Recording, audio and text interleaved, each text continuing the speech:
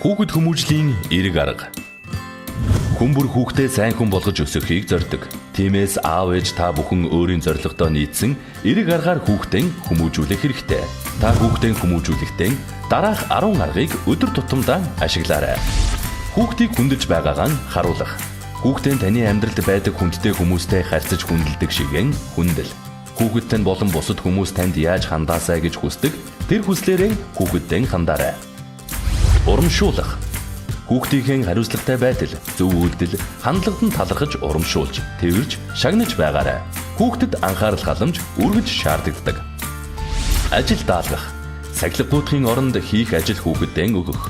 Жишээлбэл хүүхэдтэй хүнс цуглуулгаар дэлгүүрт ороход сахилга гүйтэж, гүүх эсвэл дураараа чихэр шоколад авах гээд байвал дараагийн удаа дэлгүүрт орохдоо надад 6 алим аваад өгөөч гэх мэтээр ажил даалгаж өгөөрэй. Сонголт өгөх. Хүүхэдтэй алийг нь сонгосон зөв үйлдэл хийх хэд хэдэн сонголтыг өгөөрэй. Жишээлбэл хүүхэдтэй шүдээ угаахгүй гэвэл 3 өнгийн шүдний сойзноос өгөөд аль өнгөтэй сойзоор угаамаар байгааг нь асуух гэх мэт байж болно. Гэрийн дүрмийг тогтоох. Гэрийн даалгавраа хийсэн хойно зурагт үзэж болно. Энэ мэд дүрм нь хүүхдийг хариуцлагатай, өөрт өгсөн үүрэг даалгаврыг биелүүлж сурахад нь тусалдаг.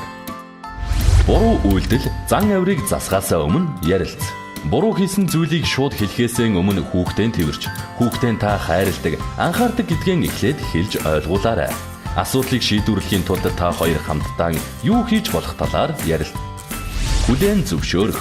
Хүүхдийн гаргасан шийдвэр гаргаж байгаа аашийг хүлээн зөвшөөрөх хэрэгтэй. Жишээлбэл чи багштай уурлаад хичээлдээ явахгүй гэртээ баймаар байгааг чинь ойлгож байна. Энэ шийдвэр чинь чамайг буруутгахгүй. Гэхдээ хичээл чинь 45 минутын дараа орно гэдгийг санаарай. Чамд бодлон өөрчлөх боломж байгаа шүү. Шийдвэр гаргах боломжийг олгох. Хүүхэд чинь том болохын хэрээр шийдвэр гаргах боломжийг олгох хэрэгтэй. Жишээлбэл миний хүү ухаантай болохоор би чамайг зөв шийдвэр гаргана гэдэг чинь итгэж байна. Чи шийд. Ингэснээр хүүхэд өөрийнхөө амьдралаа хариуцах ёстойгоо ухаарч, өөрийнхөө шийдвэрийн эзэн болж сурна. Хайрлаж анхаарч байгаагаа ойлгуулах. Хүн бүр хайрлуулж халамжлуулах дуртай. Тиймээс хүүхэдтэй хайртай, хүүхдийнхээ юу хийж байгааг нь ойлгох нь танд чухал гэдгийг хэлж ойлгуулах хэрэгтэй. Хугацаа өгөх. Одоо хийж байгаагаа үргэлжлүүлэх цаг хугацааг өгч бай. Жишээлбэл одоо 7 цаг 10 минут урж байна.